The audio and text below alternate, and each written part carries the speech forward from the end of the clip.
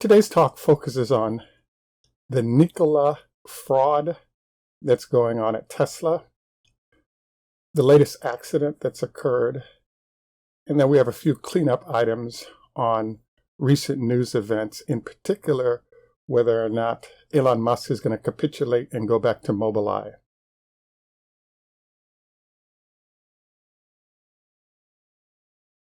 This is Greg for Tesla Fan Insight. Thanks once again for taking time out to view our video.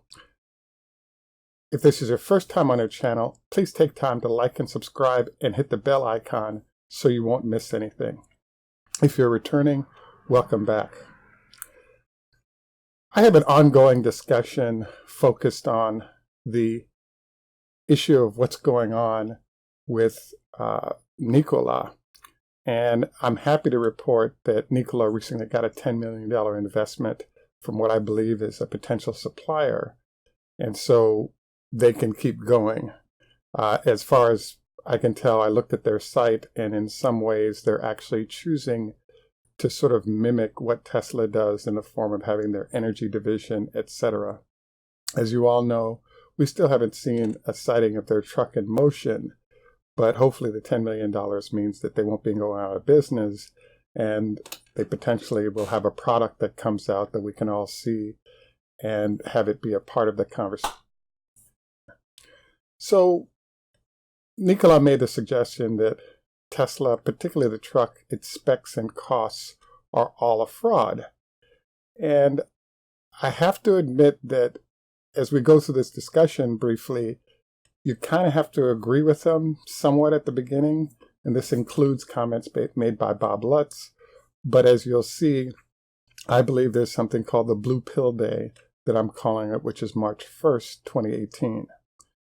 So basically what's happening is that Elon Musk and company decided to build the Gigafactory. After building the Gigafactory, they now are able to produce a battery.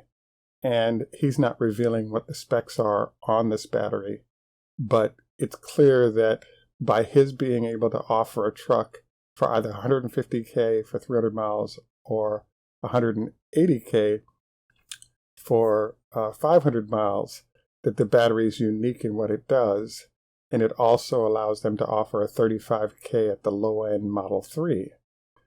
Now, what's really interesting about this situation and why the fraud comment comes up is that to date, which is we're at the beginning of February of 2018, Model 3s are being sold at a loss. And frankly, so would trucks be if they were being sold currently, because it turns out that you need to get to a certain scale prior to those entities being viable in terms of per unit costs in a factory. So low volumes that we've seen thus far of the Model 3 is still a loss for Tesla, even though they are now selling products. But I believe March 1 is approximately when we'll be at scale batteries and the company actually starts earning money versus losing money on every vehicle sold as they get to scale. Now, again, for all you engineers out there, you guys know this better than I do. The fact of the matter is that you can't build large numbers of anything unless you build a plant and then prime the pump and then now start producing. So basically, the process Tesla is going through is exactly the same process that every company goes through as they sort of build new factories and start building products on it. Tesla has heavy scrutiny because they're a new and young company, number one and two. And then number three, all of their competitors are at least 50 years old, if not 100. So most of the basic scale elements of building factories and hiring workers and stuff has already been done by those large entities. Another perspective of this would be, right now you can go out and buy what's called an 18650 battery from different vendors, and each of them is going to be slightly different in price and performance.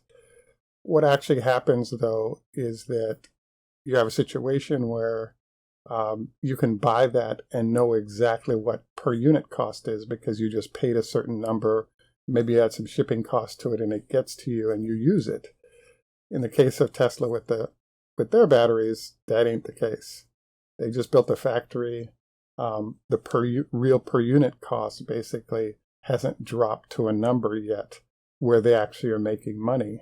But the scale of the factory, everything they're doing is set up for that to make money. So in this regard, both Nikola, who claimed Tesla was a fraud on price, etc., and Bob Lutz are kind of right temporarily. Now, this is why the blue pill day of March 31st comes up. Bob Lutz indicated that there are people who've taken a certain pill and now they believe Tesla. In fact, it's totally fictitious and that the company's going out of business. Now, I could agree with those guys if, in fact, they were able to or plan to stay at scale the way they are at currently getting 1,000 to 2,000 vehicles out a week. But I think this is a temporary phenomenon, and everyone's a skeptic until the product comes out and it actually does well. So I believe that we're in the throes of that currently. I have to give credit to a lot of my viewers and subscribers because when I started off our process with trucks in particular as one of the focuses of our channel, I was of the mindset it was great that Tesla was getting into trucks. But the thing I've really come to find out that really blew my mind and appreciate the interaction with a lot of you on is the fact that, Tesla is not only into trucks, they're delivering what I believe is the most important product in the last 100 years and possibly for the next 100 years in the form of the truck, because it opens up so many possibilities of what could be done. So bottom line is that I believe that currently, until March 1st, the fact that Bob Lutz and folks at Nikola are saying that Tesla is a complete fraud is validated by the fact that they aren't making any money on those products that they're moving. Once we get to that blue pill day of March 1st, the fraud will turn into a really great company with a great product where they have a monopoly on that they're going to make huge amounts of cash on. So the glass is either half empty or half full based on your perspective. The second thing I wanted to cover today focuses on the crash that happened with the Model S this week and whether or not Tesla is actually going to capitulate and get mobileye back again. So before I do this, I wanted to mention to you that starting tomorrow, I believe the 27th of January, every Saturday we're going to begin having a 12 o'clock live session. The first 15 minutes of my live sessions are going to be going through the materials for a class that J.B. Strobel taught at Stanford. And I think it'll give you guys some really interesting information that nobody else has, but that's really high quality. And it enables you to ask questions, that might pop up that have been coming up on our site. Now, getting back to the Model S and this crash, as you probably all saw, there was a vehicle, a Model S, that supposedly was in autopilot. The driver was on 405 in the Los Angeles area and ran into the back of a fire truck at 65 miles an hour. Driver was unhurt, but the car looks like it's totaled or significantly damaged at a minimum. So I'm going to put photos here so you can take a look at it over my shoulder. First, you have a larger photo, then you have a smaller photo. The smaller photo I've chosen to put on is a picture of the side camera, and it sort of illustrates the fact that this vehicle is fairly young. It's about a year old, and it's operating with autopilot 2. And I think that you guys might find it interesting to look at the link that I've put in to an earlier video on a crash that was experienced in the Autopilot 1. And the reason I think it's important to look at this is that the last year of production of Model S and Model S has had the Autopilot 2 on it. And frankly, they're still working the bugs out of that thing. Because I believe that if it was an Autopilot 1 vehicle, there'd be no doubt that the brakes would be applied and the car would not have been in an accident. And this brings up an interesting question. The key difference, I guess there are other differences because there are a number of sensors and so forth. But one of the most important differences between Autopilot 1 and Autopilot 2 is the fact that there's a company called Mobileye, an Israeli-founded company sold to Intel a year ago that provides 90% of the sort of vision systems in this manner to auto companies. And they're the leaders. Tesla elected to leave Mobileye and create their own facilities, figuring they could do it better. And they've had all kinds of problems, even equaling the performance of Mobileye, despite the fact that they've spent huge amounts of money on technology as well as software. It just hasn't happened. So I think that this accident also highlights the fact that one of the things I noticed about the cars on numerous test drives, etc., is that if there's an issue directly in front of the vehicle, the camera picks it up, everything's great.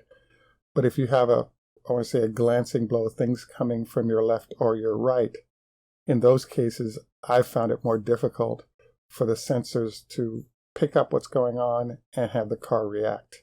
So at low speeds, running autopilot, etc., is fine.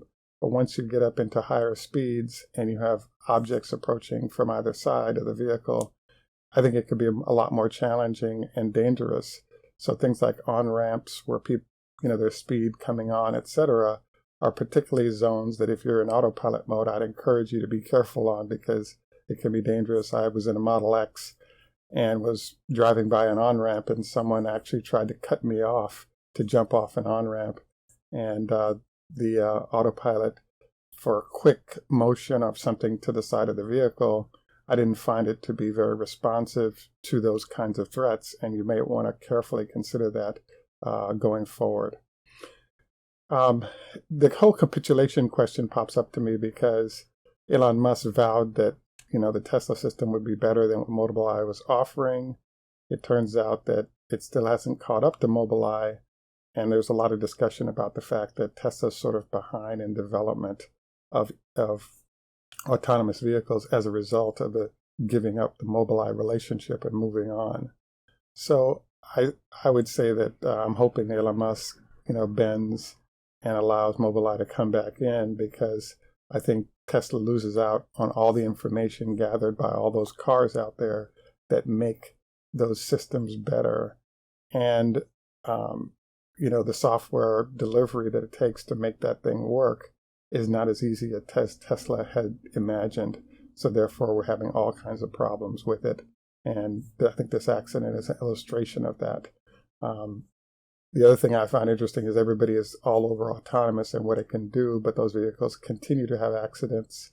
And, one would think that the learning process would have been at the stage now, but there's all kinds of questions about radar or LiDAR and combinations of software that'll be best going forward. I think it'll happen, but I don't think it'll happen as fast as people anticipate, because little things human beings can do easily, like take a glance and make a decision, can take a long time for machines to learn how to do it.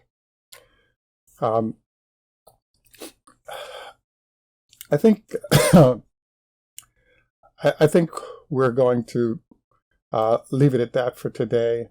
Again, the Nikola analysis of Tesla being a fraud, I think, is inaccurate, because once the Model 3 is at scale on the batteries, the prices that are being offered by Tesla trucks will be valid and validated. The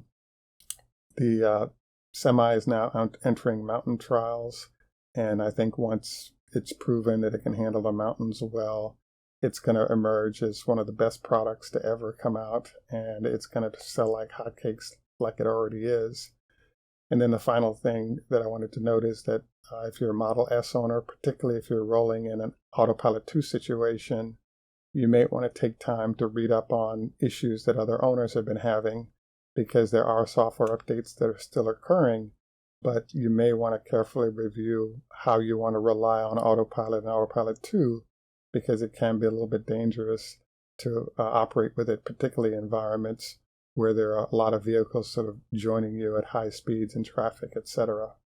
The other one last note I wanted to make is there's a Model S owner in Los Angeles that drove a friend of mine as an Uber, and he explained that one of the things he noticed about the Autopilot was that anytime he went in the middle of an intersection with lights, they actually don't have road markings there. So he noticed that distinctly there was a problem there in terms of the ability of Autopilot to operate properly in that space as well. Look forward to any and all comments you guys might have. Also look forward to starting our Saturday live session that I discussed with you earlier. This is Greg for Tesla Fan Insight. Tschüss, macht's gut, au revoir, lehitro, choda hafez.